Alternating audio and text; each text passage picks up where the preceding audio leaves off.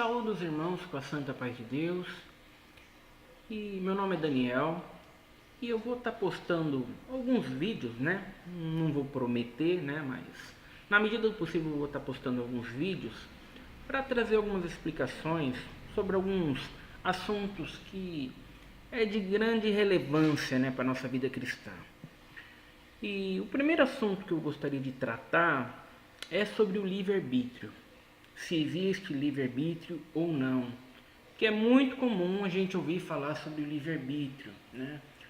As pessoas defendendo Deus através do livre-arbítrio. Ó, você pode escolher, tá vendo? Tem um caminho bom aqui e tem um caminho ruim aqui. Você escolhe qual caminho que você quer, né? Você vai assistir o filme lá, Deus Não Está Morto. Aí tá lá o jovem defendendo a sua fé. E qual que é o argumento que ele vai usar com o professor? Não, livre-arbítrio. Não, mas Deus deu livre-arbítrio. Então, afinal de contas, o que a Bíblia fala sobre o livre-arbítrio? Como é que a gente pode olhar isso à luz da Bíblia? Né, irmãos? E a primeira coisa que eu queria estar mostrando para os irmãos é a respeito de... Para a gente poder entender o livre-arbítrio, é preciso que a gente entenda primeiro sobre a queda. O que aconteceu com a queda, irmãos? Quando Adão e Eva comeu aquele fruto que não poderia ter comido, né? E eles comeram aquele fruto sem estarem inclinados para o mal, porque Adão e Eva tinham livre-arbítrio, eles não tinham uma inclinação pecaminosa. Quando eles comeram aquilo, o pecado entrou na terra, né? O pecado entrou na terra, irmãos, e o que aconteceu? O ser humano, todas as áreas do ser humano foram corrompidas pelo pecado, todas, né? O nosso corpo foi corrompido pelo pecado, surgiu doenças, a gente envelhece, a gente morre. A nossa capacidade de pensar foi afetada pelo pecado, o nosso raciocínio foi afetado pelo pecado, os nossos desejos foram afetados pelo pecado, a tal ponto, irmãos, que o que a gente tem hoje? A gente tem uma depravação total. Em oposição ao livre-arbítrio, o que a gente tem é uma depravação total. O homem, ele é totalmente depravado. Não que ele perdeu as características, né, de Deus, né? Ele ainda continua sendo a imagem e semelhança de Deus. Ele ainda continua possuindo alguns atributos que Deus possui, mas corrompidos, inclinados para o mal, inclinados para o pecado. E tanto é que quando Deus vai lá no jardim, aonde que está Adão e Eva? Adão e Eva estão escondidos. Estão escondidos e até hoje o ser humano se esconde de Deus. O ser humano não quer Deus. Ele corre de Deus, né? Então, o que a Bíblia fala sobre essa depravação, né? Sobre essa corrupção? Quando o pecado entrou na terra, né? O que aconteceu? Né? E o apóstolo Paulo vai nos ensinar aqui, ó, em 2 Coríntios 4. O Deus desta presente era perversa cegou o entendimento dos descrentes, a fim de que não vejam a luz do Evangelho da glória de Cristo, que é a imagem de Deus. Então o apóstolo Paulo vai descrever que o ser humano ele está cego. Ele está cego, não é que ele não está enxergando muito bem, sabe? Não é que a visão dele está um pouco embaçada, sabe? E ele não está conseguindo enxergar Deus direito, mas... Não, ele está cego. Uma pessoa cega não pode encontrar o caminho. Uma pessoa cega não pode enxergar a Deus. Essa é a condição do ser humano. Ele está cego, né? O Deus desta presente era perversa, cegou, né? Então,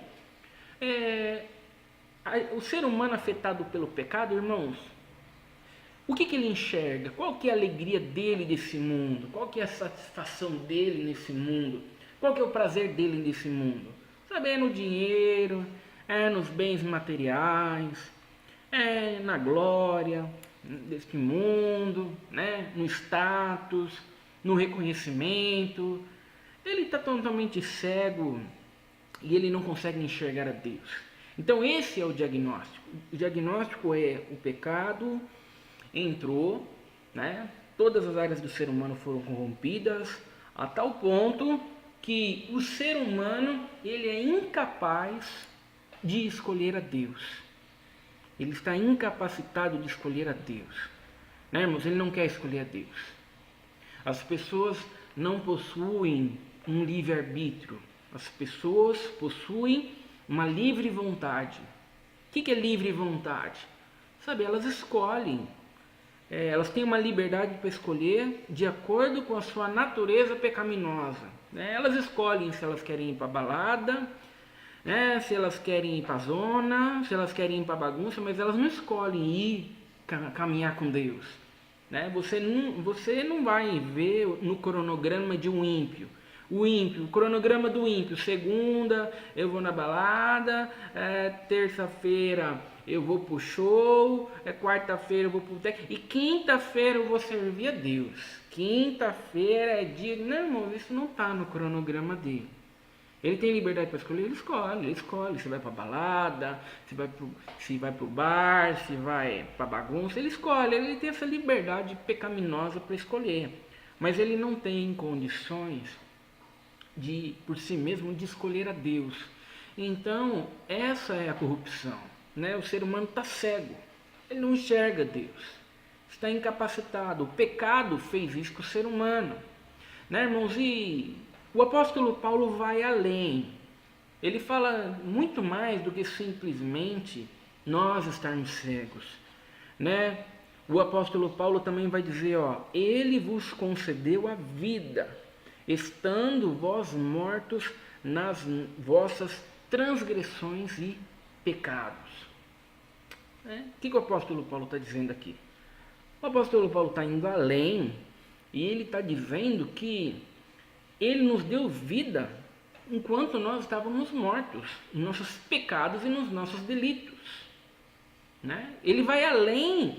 Essa metáfora que ele está usando aqui agora vai além da outra metáfora, que era cegueira espiritual, que essa daqui é muito pior. Essa metáfora aqui, ela é muito mais profunda, muito mais contundente, porque um morto não pode fazer nada por si mesmo.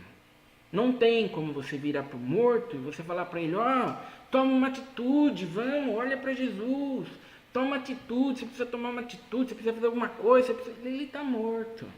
Não adianta você fazer um apelo para o morto. O morto não pode ouvir, ele está morto. O morto não pode corresponder positivamente. Ele está morto em pecados e em delitos. E o que o versículo está dizendo? Ele vos concedeu vida. Então o que acontece? Deus é aquele que tem que nos dar vida, que tem que abrir os nossos olhos, para que nós possamos, irmãos, fazer a escolha certa.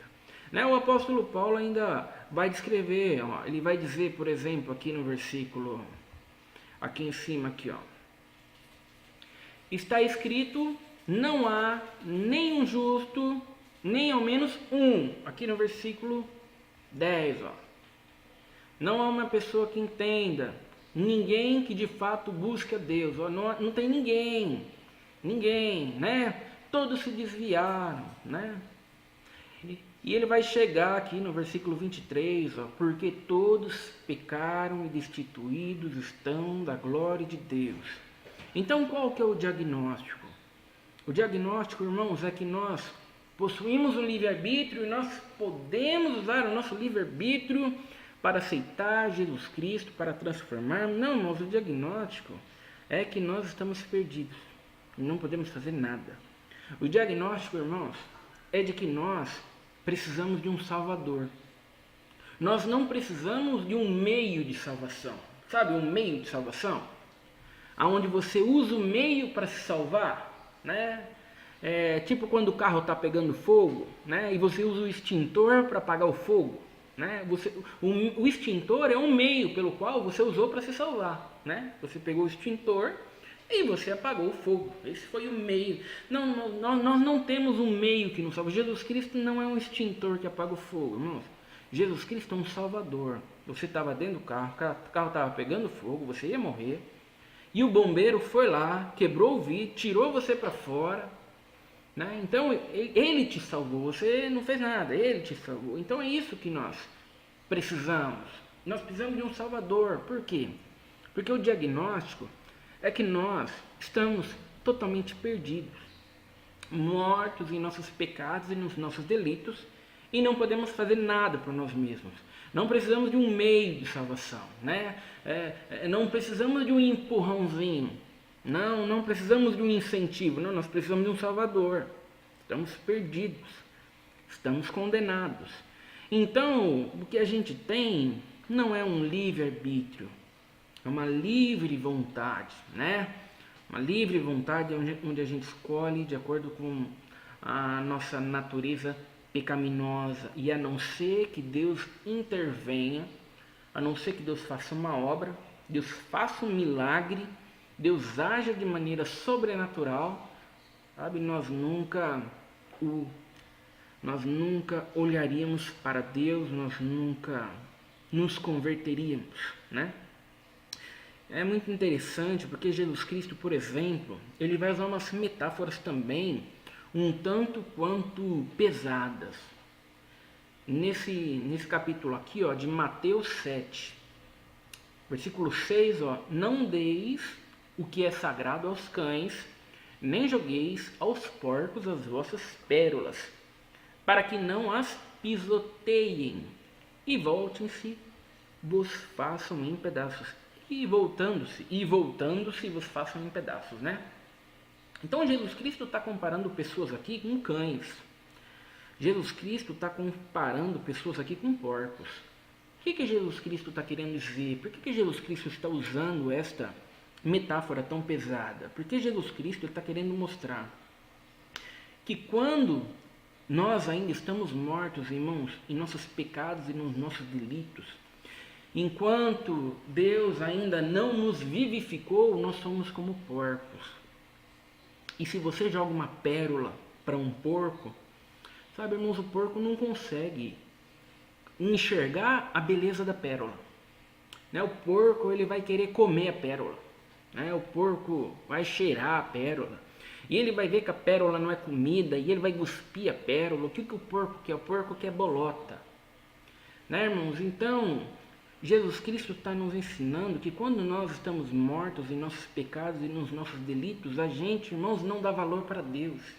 Deus pouco importa, né? A gente não quer Deus, né? Quantas pessoas não são como porcos hoje em dia, congregando, né? Se você joga pérola para eles, se você faz uma pregação centrada em Jesus Cristo, se você pregar apenas o Evangelho, né? Ele vai falar, não, eu não quero pérola, eu quero bolota.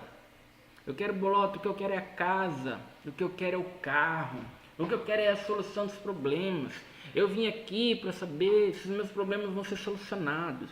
Eu vim aqui para saber, né, sobre... Esse é o diagnóstico, irmãos. Porcos, né, as pessoas que não foram vivificadas.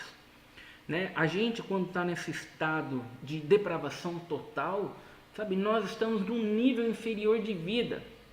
Num nível inferior de vida, irmãos, a gente não consegue enxergar a beleza de Deus. A gente não consegue enxergar prazer em servir a Deus. Por isso que não adianta fazer apelo. Não adianta, por favor, você tem que congregar, aceita Jesus.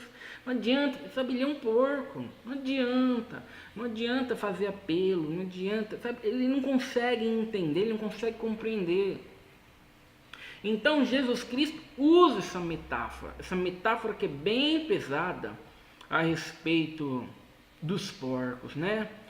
E como, irmãos, como que vai acontecer então o processo de Deus chamar alguém? Porque se não é a pessoa que usa o seu livre-arbítrio para escolher a Deus, irmãos, como é que funciona? Né?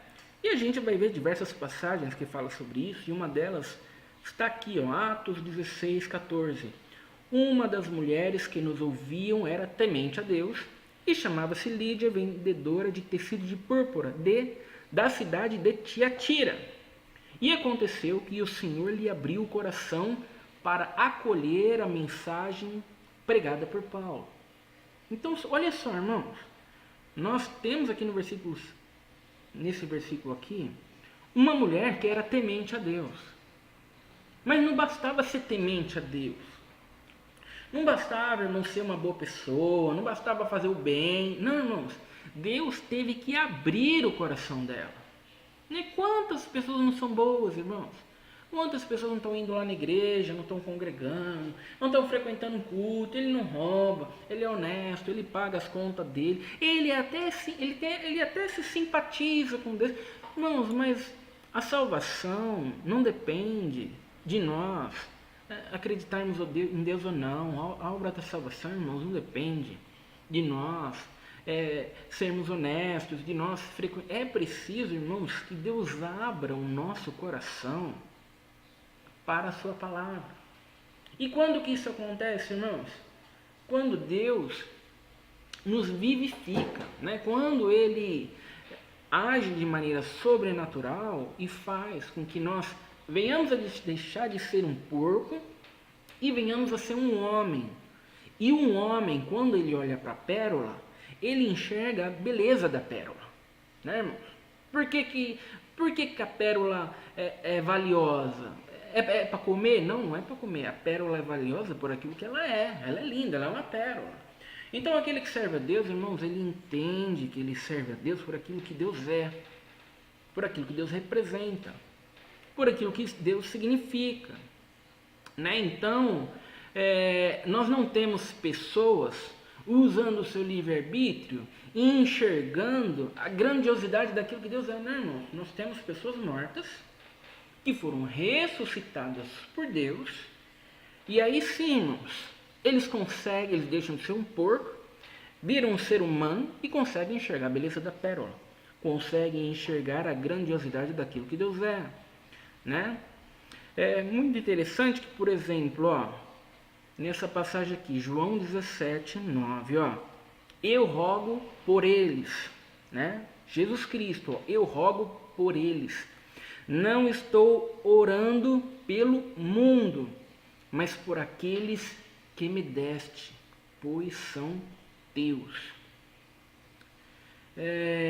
Jesus Cristo, irmãos, ele roga por aqueles que são dele. Jesus Cristo, ó, não estou orando pelo mundo. Não, Jesus Cristo não quer salvar o mundo inteiro. Jesus Cristo não quer salvar todos, irmãos. Ele quer salvar aqueles que Deus deu a ele, né? E quem são esses? Aqueles, irmãos, que Deus elegeu desde a fundação do mundo. Então, quem que são aqueles que vão deixar de ser um porco e vão se tornar uma nova criatura em espírito e em verdade? Aqueles a quem Jesus Cristo está rogando, irmãos, né? Jesus Cristo vai dizer aqui, ó, João 15,16: não fostes vós que me escolhestes, ao contrário, eu vos escolhi a vós e vos designei para irdes e dardes fruto, e fruto que permaneça. Olha só, não foram vocês que me escolheram. Não, pelo contrário, fui eu que escolhi a vós, né? E vos designei para ir. Sabe, é por isso que vocês produzem. Quem que são aqueles que verdadeiramente vão produzir frutos, né? Aqueles a quem o Pai escolheu, né? Versículos claros, irmãos, que não mostra as pessoas escolhendo a Deus, as pessoas escolhendo Jesus Cristo, mas versículos claros que mostram que Deus é aqueles que escolhem aqueles que são da sua vontade para a salvação, né? Por exemplo, outro versículo aqui, ó, Mateus 22, 14, ó. Portanto, Muitos são chamados, mas poucos escolhidos, né? A palavra de Deus, ela chama muitos, né? A palavra de Deus, ela chama muitos. Mas apesar da palavra de Deus chamar a muitos, né? O agente escolhedor é Deus. Aqueles que vão ter realmente o seu coração movido, né? Vão ser aqueles a quem o agente escolhedor escolheu. Deus. Aqueles que vão olhar para a palavra de Deus e vão enxergar aquilo como um combustível para caminharem, irmãos, são só aqueles que foram escolhidos por Deus. Então, muitos são chamados, a palavra de Deus está chamando todo mundo. A gente está pregando para todo mundo. A gente não vai escolher quem que vai ouvir a palavra, não. A gente prega para todo mundo. Está todo mundo perdido mesmo, como é que a gente vai escolher? Não tem ninguém numa condição boa, não tem ninguém numa condição melhor. Então, se está todo mundo perdido, todo mundo nessa condição, a gente prega para todo mundo, mas a gente sabe que aqueles que se transformaram por quê? Porque usaram o seu livre-arbítrio? Porque escolheram a Deus? Não, irmãos. Porque tiveram o seu coração movido por Deus, tiveram os seus corações abertos por Deus, assim como Lídia teve o seu coração aberto por Deus, né? E é muito interessante porque por que algumas pessoas não vão aceitar a pregação do Evangelho, né? Por que algumas pessoas vão rejeitar, né? Olha só que interessante, João, capítulo 10, a partir do versículo 26. Mas vós, Jesus dizendo, né? Mas vós não credes, porque não sois das minhas ovelhas, como já vos afirmei. Por que eles não estão crendo, irmãos? Por que eles não estão crendo?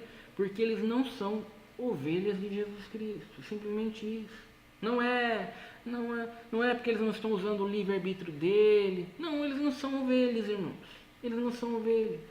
E Jesus ainda continua dizendo: as minhas ovelhas ouvem a minha voz, eu as conheço e elas me seguem. Eu lhes dou a vida eterna e elas nunca perecerão, tampouco ninguém as poderá arrancar da minha mão. Então aqueles que Deus quer salvar, irmãos, Ele simplesmente salva. Aqueles que não estão ouvindo por quê? Vocês não estão ouvindo porque vocês não são minha ovelha. Se vocês fossem minha ovelha, vocês ouviriam a minha voz. Mas vocês não são as minhas ovelhas, por isso que vocês não ouvem a minha voz, né? E Efésios 2:8, porquanto pela graça sois salvos por meio da fé. E isso não vem de vós, é dom de Deus. Não vem por intermédio de obras, a fim de que ninguém venha a se orgulhar por esse motivo, né? Esse versículo vai mostrar como que a gente é salvo. Pela graça sois salvos por meio da fé. Pela graça a gente é salvo por meio da fé. E isso não vem de vós, ou seja, não vem de nós. Não vem da nossa capacidade, não vem da nossa escolha, não vem da nossa capacidade de pregar e exortar, não vem da nossa capacidade de entender, não. É graça, né? É pela graça. E o que é graça? É favor imerecido. É Deus despejando sua misericórdia a quem Ele quer. Não a quem merece, porque ninguém merece, mas Deus despejando a sua misericórdia para quem Ele quer. Por quê, irmãos? Porque se não fosse assim, seria salvação por meio de obras, né? Se uma pessoa pode usar o seu livre-arbítrio e ela escolhe a Deus, e outra pessoa usou o seu livre-arbítrio e não escolheu a Deus, sabe o que fez diferença no final? O ser humano que faz a diferença no final, né? Naquele grande dia lá, quando nós estivermos naquele grande louvor e todos estiverem glorificando a Jesus Cristo, né? Você vai perguntar para ele assim: por que você está aqui? Não, eu estou aqui porque eu usei meu livre-arbítrio e eu escolhi Jesus, né? Ué, mas Mas por que você escolheu seu livre-arbítrio e o outro não? Ah, sabe, você é obrigado a dizer que você é melhor que o outro. Você é obrigado a dizer que você foi mais esperto do que o outro. Né? Que existia uma capacidade em você, mas não, irmãos. Todos nós estamos mortos em pecados. Ninguém está numa condição boa. Ninguém está numa condição favorável. Ninguém possui a capacidade de escolher. Ninguém possui. Não, irmãos. É pela graça. E graça é favor imerecido. Graça é graça mesmo. Você recebe aquilo que você não merece. E o versículo é bem claro em dizer, ó, a fim de que ninguém venha a se orgulhar por esse motivo. Porque se não fosse pela graça, né? Se a graça faz 99,99 e você faz 0,01%, no fim das contas o que fez diferença foi o seu 0,01%, né? Não foi Jesus Cristo que fez a diferença, não foi você, a sua escolha, a sua capacidade, né? O seu discernimento. E o versículo está dizendo, não foi você. Você estava morto em pecado e seus delitos. Você não tinha capacidade de escolha. Você realmente estava condenado, né? Então, não há livre-arbítrio, né, irmãos? E quando a gente entra nessa questão de livre-arbítrio, né? Há muitas perguntas, né? Há perguntas tipo... Há perguntas a respeito de textos como esse daqui, ó. Jesus vai dizer, ó, todavia vós não quereis vir a mim para terdes vida, né?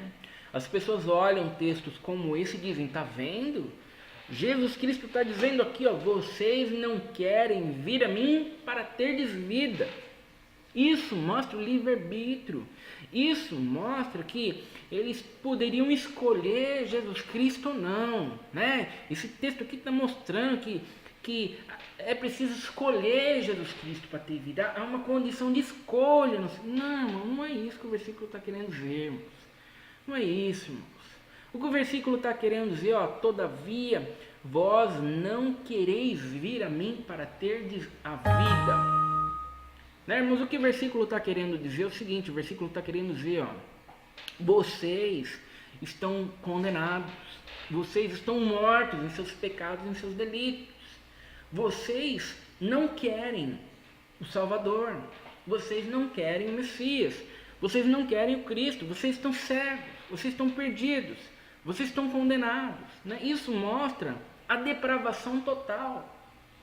Né? É que nem aquela passagem lá, irmãos, do casamento, né? Aquela passagem é muito interessante. Vai ter um casamento e é chamado as pessoas para o casamento. E quando, né, o mensageiro vai convidar as pessoas para o casamento, as pessoas não querem vir para o casamento. As pessoas vão dizer, não, que eu estou ocupado aqui, eu não posso ir. E o outro, não, porque eu tenho que fazer um negócio no campo. Aí chama o outro, não, porque eu também não posso. Você vê? Não, sabe, irmãos, não é que as pessoas querem se salvar e não é que as pessoas querem se salvar, irmãos, e Jesus Cristo não está deixando, né, irmãos? Não é que as pessoas querem se salvar e Jesus Cristo não está deixando. Não é essa a questão, sabe? Não há ninguém naquelas bodas lá, não, eu quero ir para o casamento, Não, você não pode. Você não pode, porque você não tem o convite. Você não foi convidado. Tem um monte de gente que foi convidado e não quer vir, mas você que quer vir não foi convidado. Não, isso não existe, irmãos. Não tem ninguém ali que queria ir para o casamento e não foi convidado. Então, as pessoas não estão se salvando, né? Não estão indo até Jesus Cristo porque elas realmente não querem. Elas não querem Jesus Cristo, elas não querem a Deus, elas não querem o Salvador. O ser humano, ele está morto, né, irmãos? E ele ama a condição de pecado, ele ama essa condição de morte, essa condição que desonra a Deus, né, irmãos? Essa é a condição do ser humano, né? Então, esse versículo está mostrando, ó, vocês não querem vir a mim, vocês estão perdidos, vocês estão condenados, vocês estão mortos em delitos, em pecados, vocês não querem vir. né? Que nem, por exemplo, as pessoas, usa-se muito essa passagem aqui de Gênesis também, ó. Deus falando, né, para Caim, ó, se procederes bem, não é certo que serás aceito. Entretanto, se assim não fizeres, sabe que o pecado espreita a tua porta e deseja destruir-te, cabe a ti vencê-lo, né? Aquela passagem, não, mas Deus falou para Caim, o pecado já se porta, né? Cabe a ti dominá-lo, né? Tá vendo? O versículo está mostrando, irmãos, que ele tinha responsabilidade de fazer o bem, ele tinha responsabilidade. Não, mas o versículo está mostrando, irmãos, que ele ia ser responsável por aquele pecado que ele iria cometer. O versículo está dizendo, Caim, você vai cometer esse pecado aí, você vai ser responsável. Irmãos, não é porque não existe livre-arbítrio que as pessoas não são responsáveis. Muitas vezes falam, não, mas não tem livre-arbítrio, o ser humano é totalmente depravado. Não, mas então o ser humano não é culpado. O ser humano não é culpado. Porque como é que a gente pode ser culpado se a gente é inclinado por mal? Né? Se a gente é inclinado... Não, irmãos, a gente é culpado. O ser humano ele é culpado porque ele possui vontade, irmãos. Ele não é um robô, né? Um robô, ele é programado para fazer determinada coisa, mas ele não tem vontade, ele só é programado para fazer aquilo. Então ele não tem vontade, né? Mas o ser humano, o que torna ele culpado é a vontade. Ninguém tá lá na balada, lá, irmãos. Ninguém tá lá na balada, lá chorando, não, mas puxa vida, eu queria tanto ser um servo de Deus. Sabe, eu queria estar na igreja, eu queria estar servindo a Deus. Eu queria honrar Deus, eu queria buscar Deus, sabe? Mas Deus me fez um vaso de ira. Puxa vida, que triste. Mas o meu sonho é caminhar com Deus, sabe? Puxa, que triste, mas eu não posso caminhar com Deus, sabe? Porque eu sou um vaso... Não, irmão, isso não existe, irmão. O ser humano ama o pecado. Ele ama a injustiça. Sabe, ele ama aquilo que honra a Deus. Então o que torna ele culpado, irmãos? O que torna ele culpado é a vontade. Ele tem vontade, ele não está fazendo sem vontade.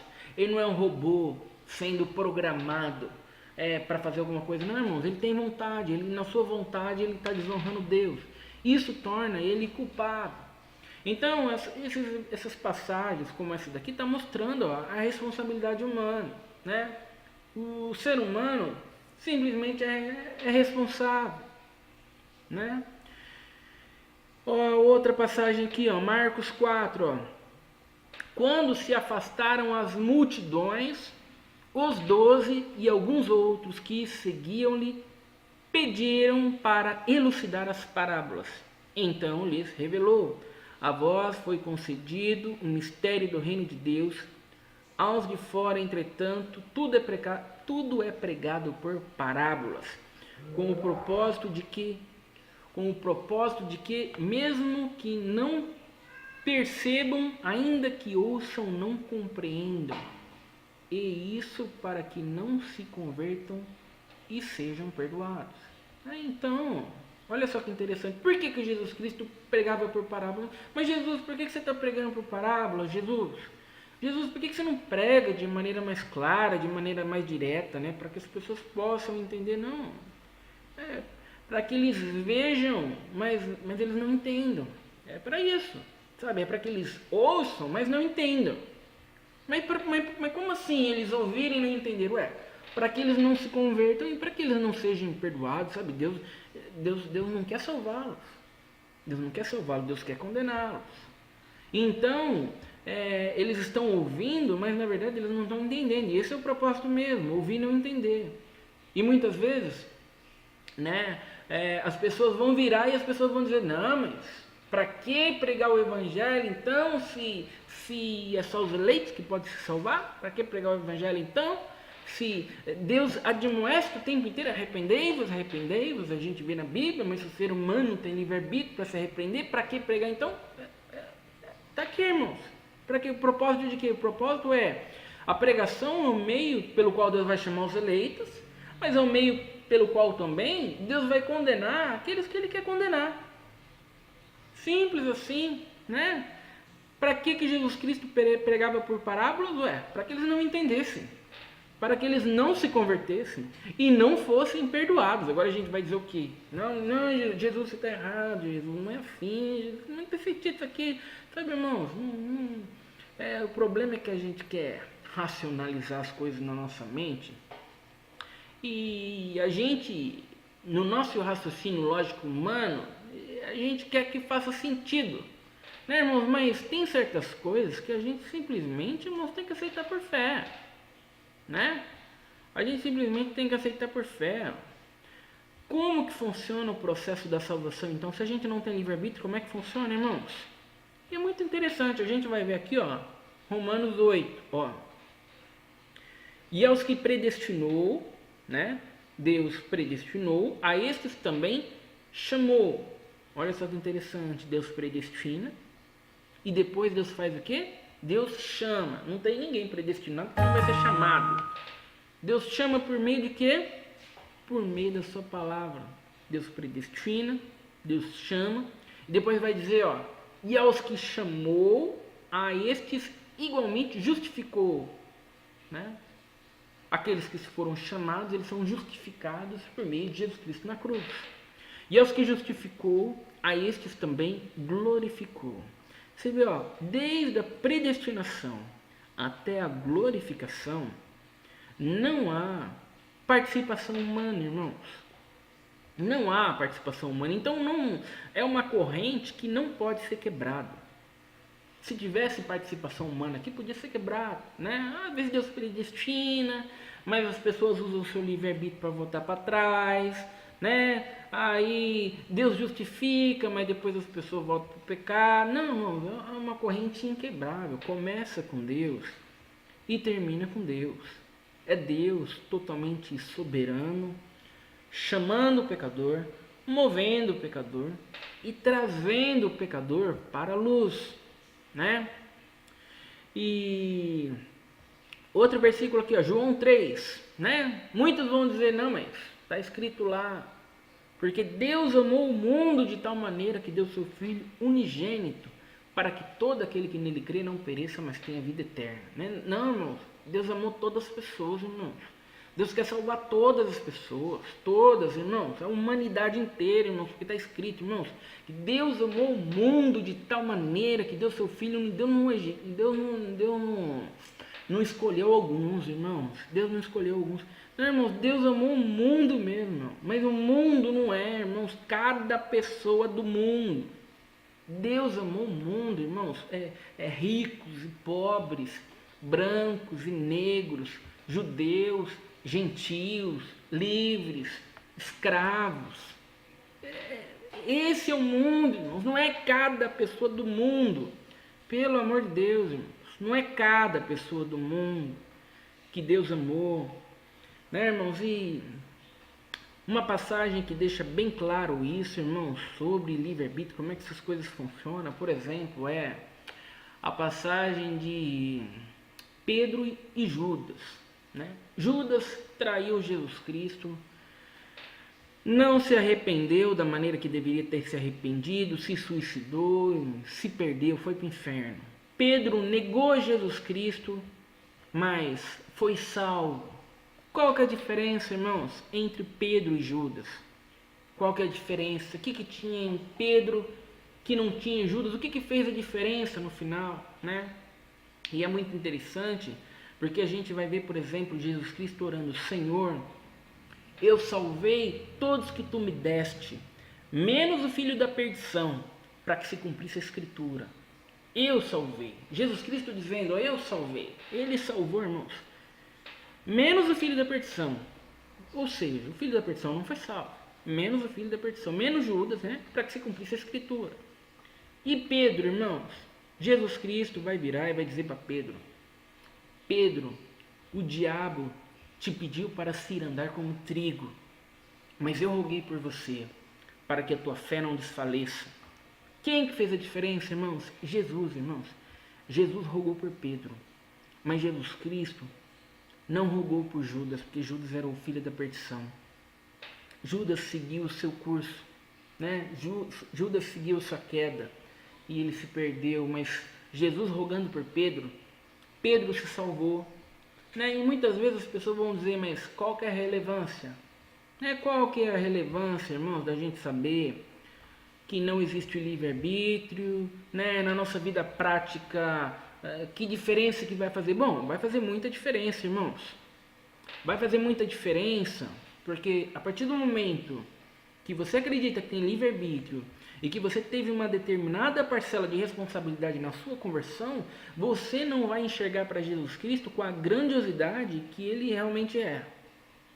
Mas agora, a partir do momento, irmãos, que você enxerga que você estava morto em seus pecados e em seus delitos, que você não poderia fazer nada por si mesmo, que você não poderia ter correspondido de maneira positiva, de forma alguma, você entende quão grandioso, quão maravilhoso, né? E quão grande misericórdia, né? Quão grande é esse Salvador, Jesus Cristo, operando na tua vida.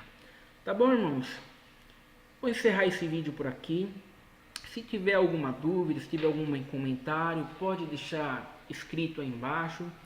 E na medida do possível a gente vai procurar estar respondendo, tá bom? Deus abençoe a todos e fiquem com Deus.